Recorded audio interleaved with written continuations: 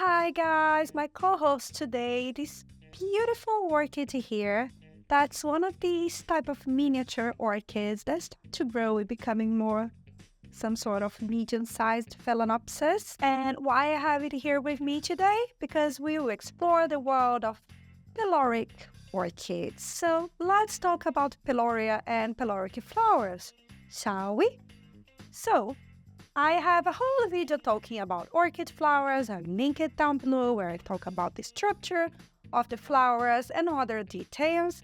Today I'm focusing on that because I have this beautiful plant in bloom and I want to draft that with you.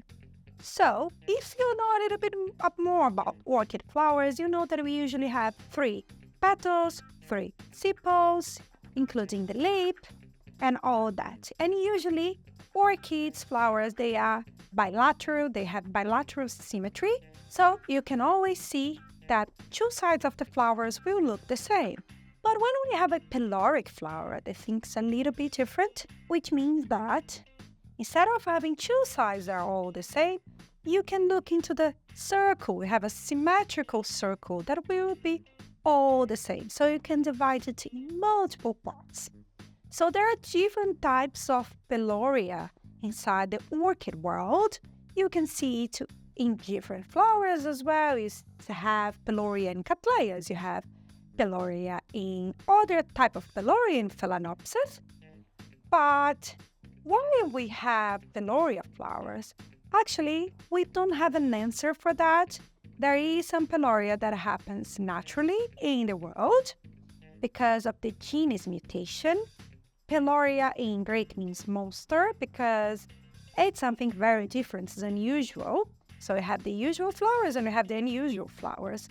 So some genes will mutate, will change, and will change the shape of the flower. In this case here, is definitely a hybrid, so probably a man-made peloria, but I do have natural peloria as well. I'm not going to talk about it, but just to let you know, it can happen because of a multiple of different factors.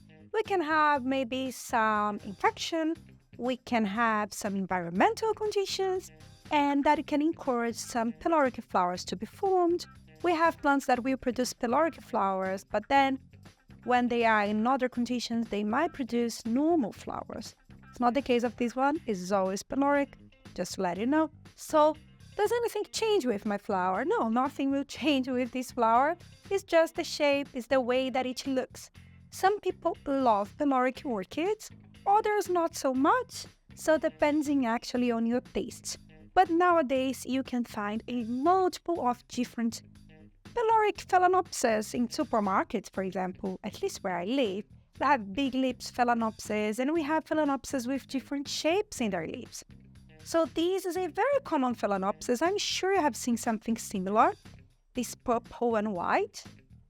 However, how is the peloria here? The peloria is, the petals are mimicking the lip. They are all closed around, like we have a 3-lip orchid. And that's how the peloria is manifesting here.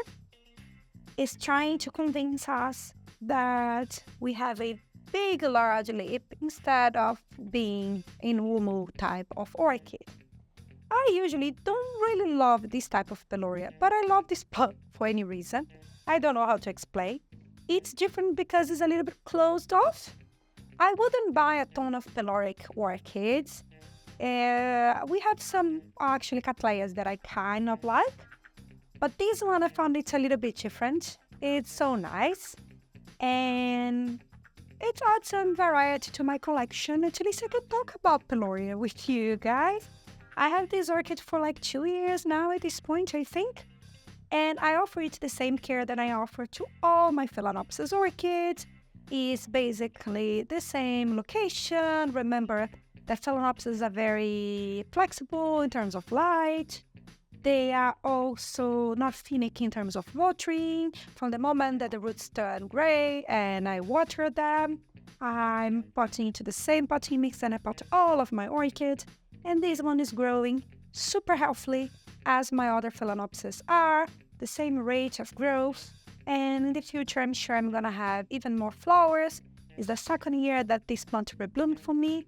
and it's much nicer than it was last year. So that's my beautiful peloric Phalaenopsis, and that's everything that I want to show you today. Do you have any peloric plants in your collection? Have you seen peloria before? Let me know what's your opinion on it. It's basically taste, right? And it's different to see some variety and diversity out there. I'd love to hear from you.